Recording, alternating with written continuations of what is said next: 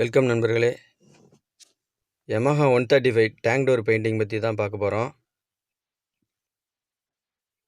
ஒரு டேங்க்கை நம்ம வந்து பெயிண்ட் பண்ணுறதுக்கு முன்னாடி அதை சுத்தமாக ரிமூவ் பண்ணுறோம். ப்ளூலாம் போட்டு ரிமூவ் பண்ணிவிட்டு அதை ரஃப் பேப்பரில் ஸ்க்ரப் பண்ணி பிறகு பிறகு 2K சிஸ்டம் ப்ரைமர் அடித்து அதை ரெடி பண்ணதுக்கப்புறம் பிளாக் தான் நம்ம கலர் பண்ணுறோம். அதுக்காக வேண்டி நம்ம பேக்ரவுண்டில் பிளாக் சர்ஃபேஸே கோட்டிங் கொடுத்துக்கிறோம். கோட்டிங் கொடுத்து ரெடி பண்ணிவிட்டு கலரிங் பண்ணுறது தான் இப்போது நீங்கள் பார்த்துட்ருக்குறீங்க.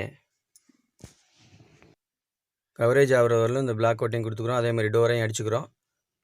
அடிச்சிட்டோன்னா பார்த்தீங்கன்னா கிளியர் கோட்டிங் அதே மாதிரி கொடுப்போம். கிளியர் கோட்டிங்க்கு முன்னாடி ஸ்டிக்கர் ஒட்டுவோம். ஸ்டிக்கர் ஒட்டிட்டு தான் இந்த வண்டிக்கு வந்து எப்பவும் கிளியர் கொடுப்போம். மற்ற வண்டிங்களுக்கெல்லாம் பார்த்தீங்கன்னா ஃபினிஷிங் பண்ணிவிட்டு மேலே ஸ்டிக்கர் ஒட்டுவாங்க. டேங்க்கு மட்டும்தான் கிளியர் கோட்டிங் வந்து ஸ்டிக்கர் முன்னாடியே வந்துடும். ஆனால் இந்த வண்டியை பொறுத்தவரை டேங்க் டோர் ரெண்டுமே ஸ்டிக்கர் ஒட்டி தான் கிளியர் கொடுப்போம். அந்த மாதிரி கொடுக்கும்போது பார்த்தீங்கன்னா லேமினேட் ஆகிடும் ஸ்டிக்கர்லாம் சேர்ந்து.